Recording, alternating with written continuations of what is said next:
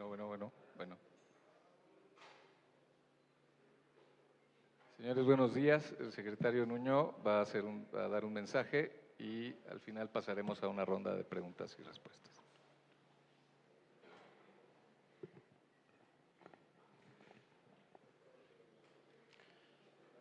Bueno, pues muy buenos días tengan todas y todos ustedes. Como lo anunciamos en la calendarización que presentamos para todo el proceso de normalización y de regularización de las clases, incluyendo la primera etapa de la revisión de las escuelas y el regreso a clases de aquellas que tengan un dictamen de seguridad estructural. Ahora la fase en la que nos encontramos, que es el proceso de reubicación de alumnos, ya sea en otros planteles o en aulas temporales que se están instalando en estos momentos y que tendrá que concluir el 6 de noviembre o alrededor del 6 de noviembre, pero que también han iniciado ya los procesos de reconstrucción. Y como lo anunciamos en la calendarización que dimos hace unos días, el día de ayer iniciamos el proceso para la reparación de las escuelas que tienen daños menores.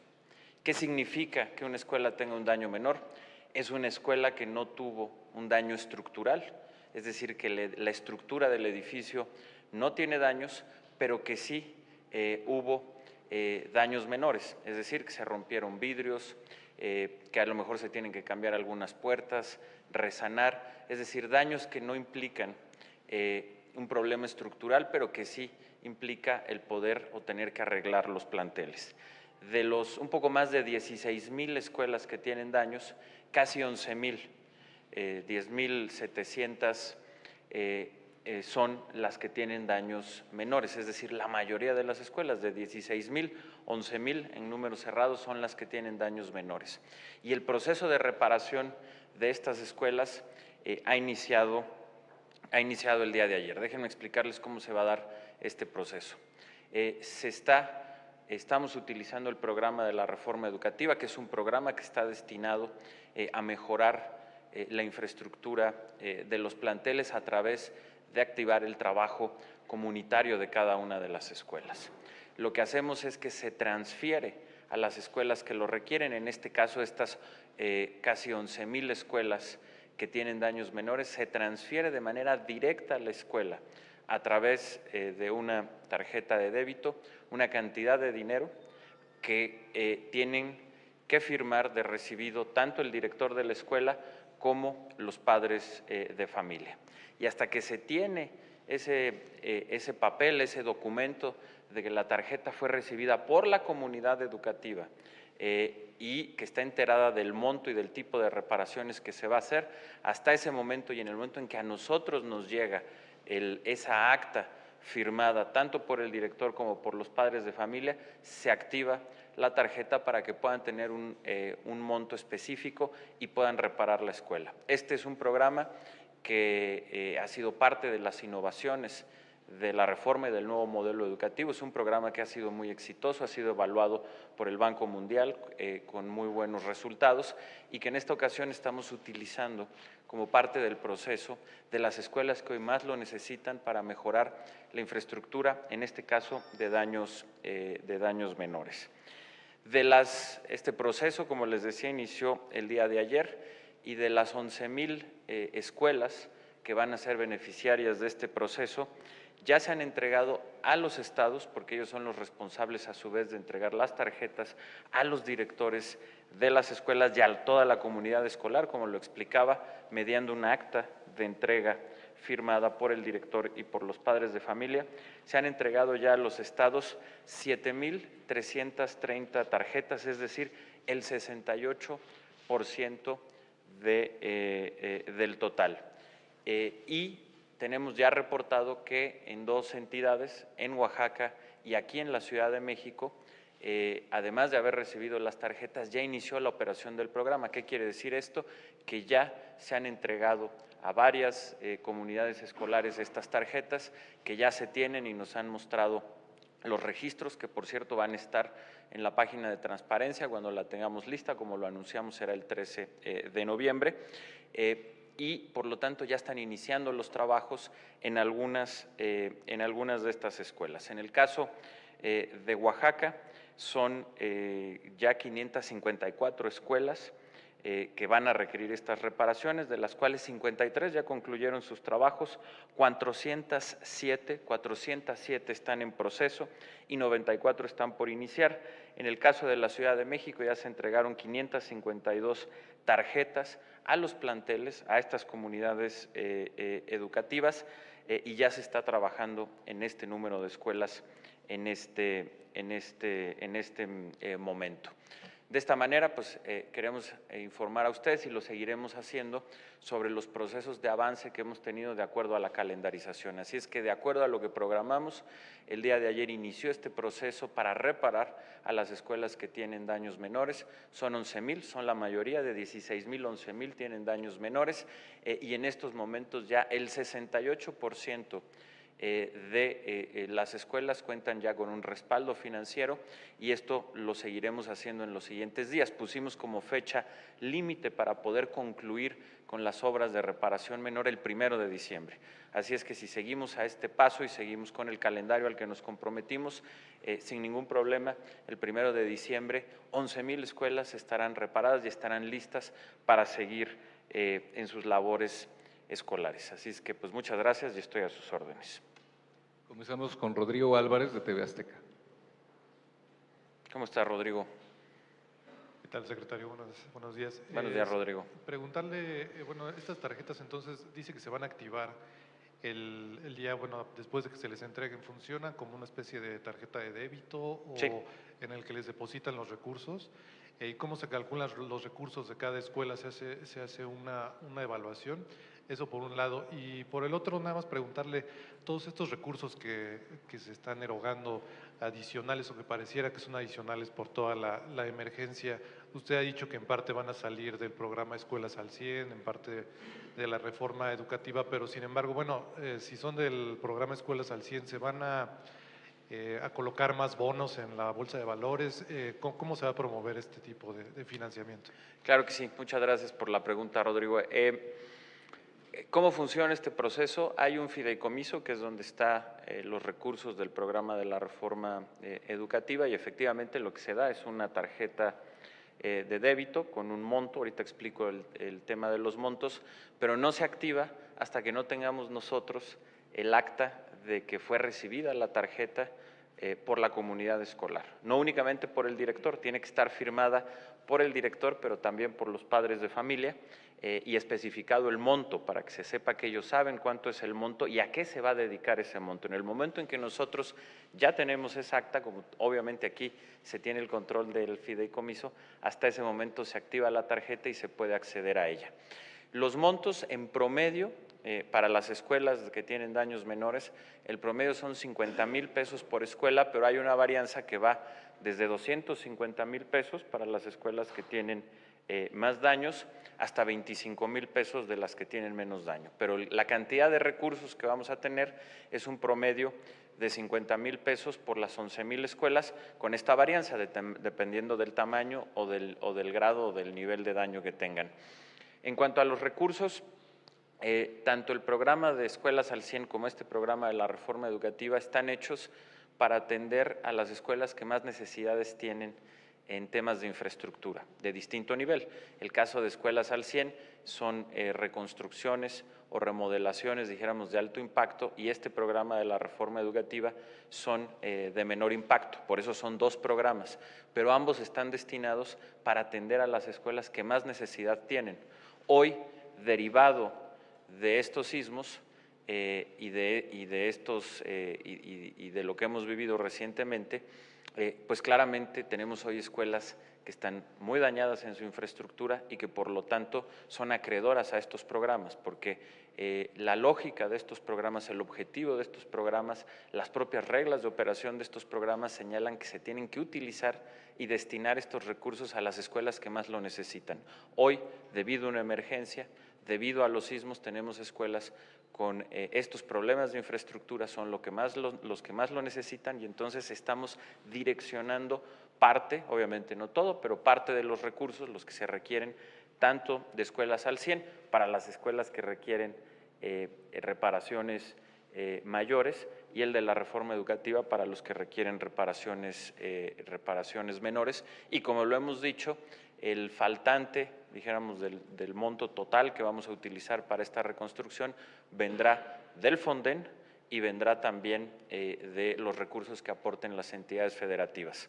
Es decir, del total del financiamiento, un poco más de la mitad va a venir de la Secretaría de Educación Pública a través de estos programas, a través del programa de Escuelas al 100 y del programa de la reforma educativa, y la otra mitad, un poco menos de la otra mitad, va a provenir del Fonden y va a provenir también del apoyo que den los gobiernos de las entidades federativas. Gracias, Rodrigo. Jacqueline López, Televisión Educativa. Jacqueline, ¿cómo estás? Secretario, muy buenos días. Varias preguntas. ¿Cuánto es el total que se va a destinar para estas reparaciones de daños menores y también para las 276 escuelas que están para reconstrucciones totales? Y otra pregunta, un balance sobre la reubicación de todos los niños que en este tiempo, la reubicación de los niños de las 8 escuelas de aquí de la Ciudad de México, y no sé cómo vayan en los otros estados. Muchas gracias. Claro que sí, Jacqueline. Mira, en total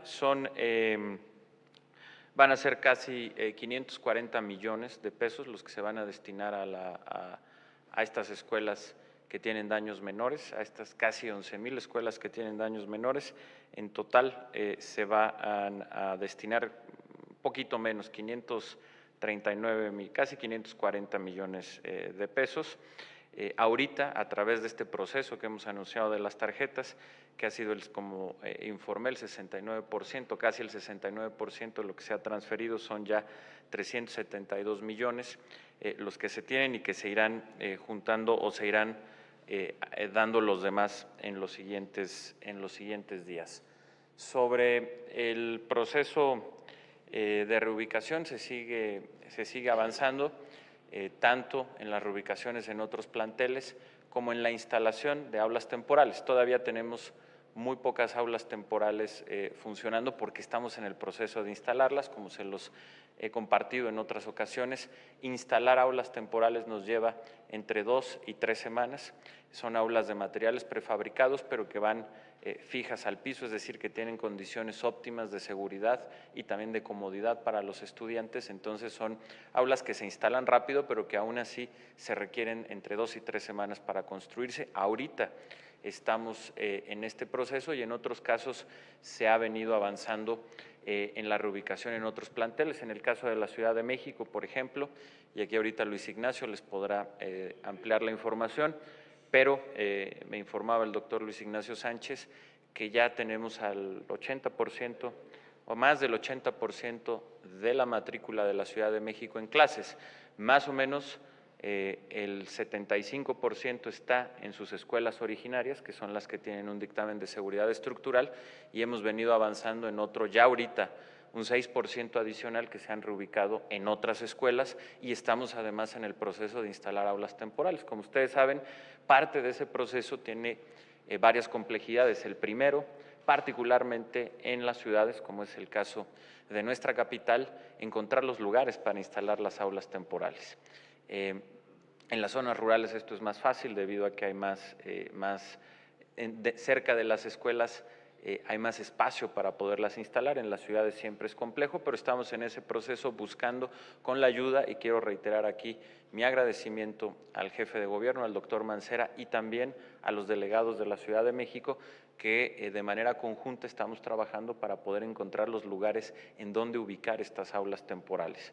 Se están buscando diversos espacios cercanos a las escuelas que generen el menor daño el menor daño posible a la comunidad, pero también aquí queremos pedir la comprensión de toda la comunidad de la Ciudad de México de que necesitamos instalar esas aulas temporales, de que la prioridad es que los niños y los jóvenes regresen con seguridad, pero que regresen y que puedan estar ya en clases en estas aulas temporales, y que todos tenemos que hacer un esfuerzo, y que estas aulas temporales eventualmente se tienen que instalar en lugares públicos, en gimnasios, en parques, donde tengamos el espacio para lograrlo.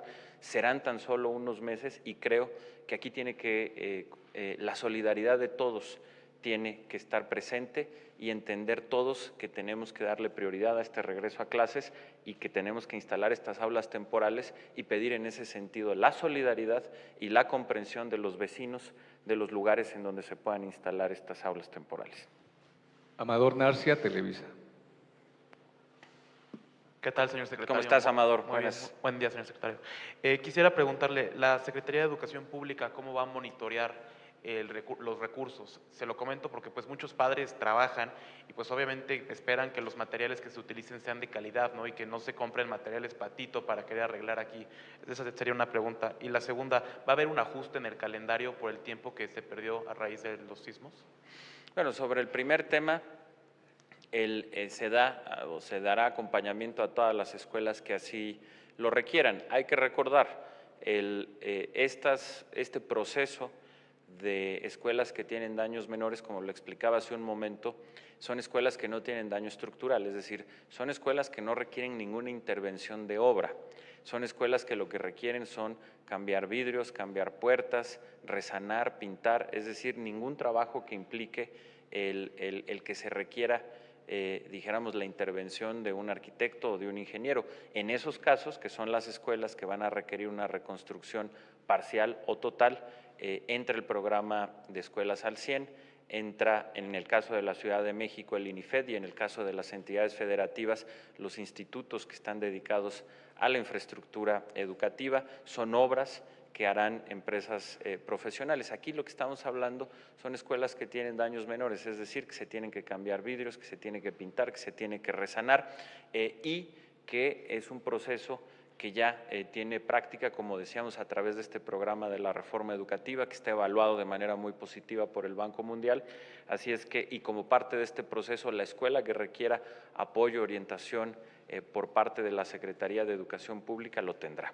Y en ese sentido, los padres de familia pueden estar tranquilos de que se hará siempre con la máxima calidad, y que aquí estamos hablando de dos procesos totalmente distintos.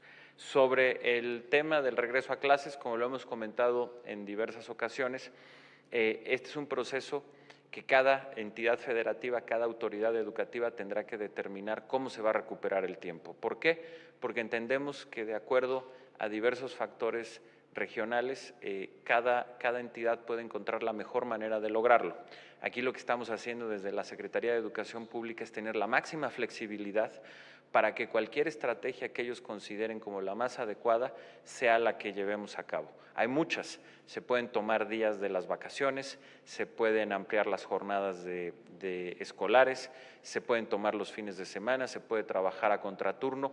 Nosotros avalaremos cualquiera que sea la estrategia más conveniente de acuerdo a la condición de cada entidad federativa. Yo lo decía también el otro día, incluso y seguramente así lo harán las entidades federativas, será un plan que tenga que hacer cada escuela.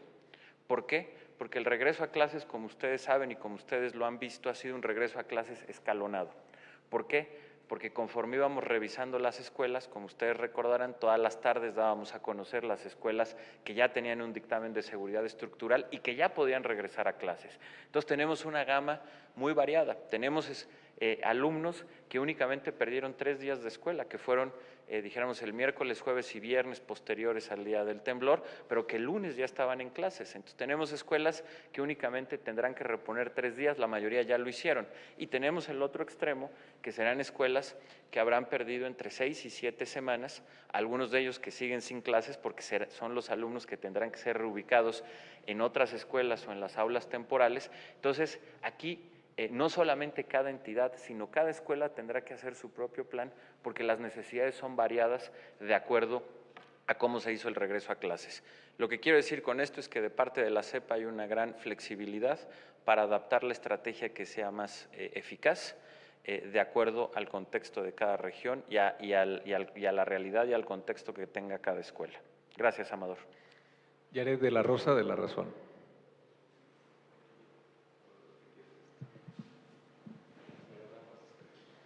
Buenos días. Janet, ¿cómo estás? Buenos Muy bien, días. muchas gracias. Ayer la CENTE emitió un comunicado para pedirle a sus profesores de Oaxaca que no acepten los recursos destinados para la reconstrucción de las escuelas. ¿Qué es lo que va a hacer la CEP para evitar esto y para que las escuelas pues, sean reconstruidas? ¿Y cuál es su opinión sobre esto?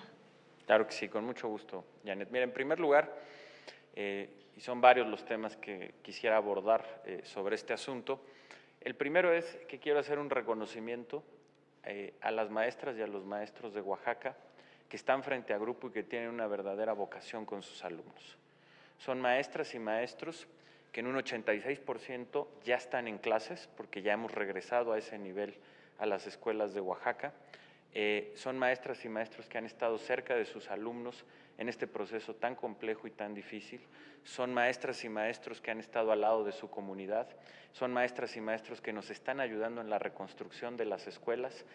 Los otros el otro 15% de los maestros que todavía no están en clases y que están esperando porque las escuelas siguen dañadas y estamos en este proceso de reubicación, son maestras y maestros que están trabajando con sus alumnos, con los padres de familia, que están en comunicación con la autoridad educativa de Oaxaca y que están haciendo un espléndido trabajo para lograr recuperar la normalidad. Y desde aquí doy todo mi reconocimiento a cada una de esas maestras y maestros, a quienes además en mis recorridos por Oaxaca, muchos de ustedes me han acompañado, he tenido la oportunidad de estar dialogando con ellos, de coordinarnos y quiero reiterar mi agradecimiento por esa vocación que tienen y por el trabajo que están realizando. Caso muy distinto a la actitud que han tenido algunos dirigentes de la sección 22. Algunos dirigentes de la sección 22 que efectivamente han hecho un llamado absolutamente absurdo, increíble, falto de toda sensibilidad y que muestra que lo único que quieren es mantener privilegios y buscar o querer generar un conflicto que no van a lograr generar. Es increíble que haya líderes de la sección 22 que estén haciendo un llamado para que las escuelas no se reconstruyan, que estén haciendo un llamado a las maestras y a los maestros para que rechacen los recursos para la reconstrucción de las escuelas.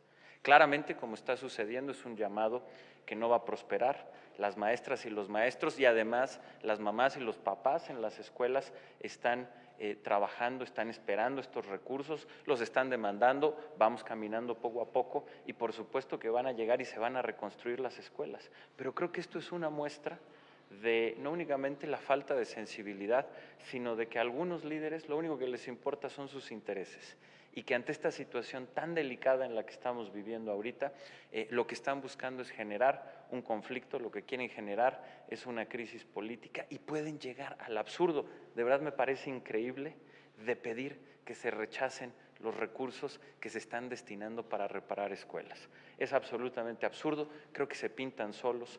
Algunos, repito, estamos hablando de una minoría, de un grupo que no quiere perder privilegios, de liderazgos, no de maestros que están frente a grupo, y me parece que esto no va a prosperar. Este mismo grupo son quienes hoy están demandando, por ejemplo, que se les siga pagando como comisionados, son los mismos que están demandando que se anule el decreto del YEPO, es decir, el decreto por el cual se recuperó la Rectoría del Estado en Oaxaca, y lo que están pidiendo es poder ellos volver a controlar a la autoridad educativa de Oaxaca. Me parece que los tres planteamientos están fuera de lugar, son totalmente absurdos. Por supuesto que, dijéramos, la autoridad no va a aceptar ninguno de ellos y simplemente me parece que los está pintando de cuerpo entero. Reitero, este es un pequeño grupo, no son las maestras ni los maestros de Oaxaca, pero es absolutamente increíble que puedan hacer un llamado para rechazar la ayuda para la reconstrucción de los planteles. Me parece también increíble que tengan como demanda el que quieran seguir recibiendo un pago como comisionados sindicales y me parece también increíble que una de sus demandas sea que ellos vuelvan a recuperar el control de la autoridad educativa de Oaxaca y que estén en contra de la recuperación de la Rectoría del Estado. Pero una vez más, estamos hablando de una minoría. Aquí la inmensa mayoría de las maestras y de los maestros de Oaxaca están haciendo un trabajo extraordinario, con un gran compromiso, con una gran vocación, junto con los padres de familia que además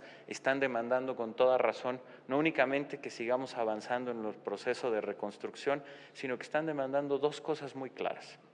La primera, que no haya más paros, para que no haya más razones injustificadas para que sus hijos y sus hijas no tengan clases.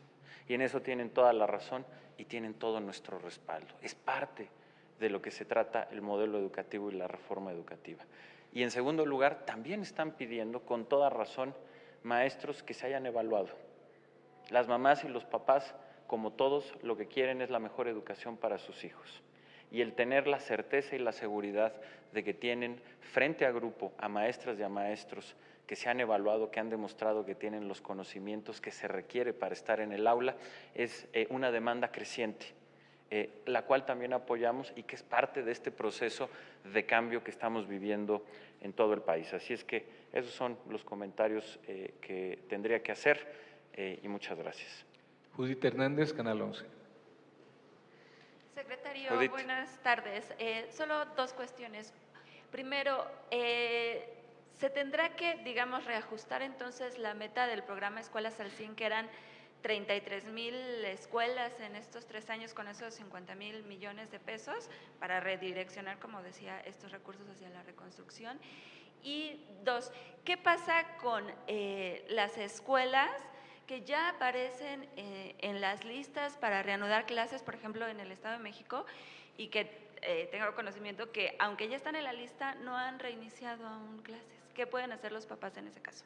Claro, mira, empezando por este último punto, eventualmente en los estados en donde se sigue este proceso, que ya son pocos, lo hemos dicho aquí, la dimensión, tú ahorita mencionabas el Estado de México, lo platicaba con ustedes en la ocasión anterior, la cantidad de escuelas que tiene el Estado de México contrasta con cualquier otra entidad del país. Aquí en la Ciudad de México se revisaron 10,000 planteles, en el Estado de México se tienen que revisar 22,000 planteles y en una superficie más extendida, por eso les ha llevado más tiempo. Estas incidencias que tú comentas, en donde eventualmente en la lista aparece la escuela, pero los padres no ven el dictamen o no lo encuentran, o eventualmente no existe, pues aquí la recomendación es que se dirijan a la autoridad educativa local, a la que es la responsable, para que puedan aclarar la situación. Esto se puede deber a diversos factores, simplemente que por alguna razón no hayan encontrado el dictamen o no esté a la vista y simplemente pues que el director lo ponga a la vista o quien lo tenga. Eventualmente puede ser un error de que se haya subido a la página una escuela que todavía no haya sido revisada, en fin, pero que aquí quien tiene que aclarar esta situación es la autoridad educativa local. Nuestra petición en este caso de esta entidad que mencionas o de cualquier otra es que se puedan dirigir a la Secretaría de Educación local, que será la que tiene que aclarar cualquier duda que exista o incidencia. Sobre la otra pregunta, decirte que no, se mantendrá la meta de las 33,000 escuelas.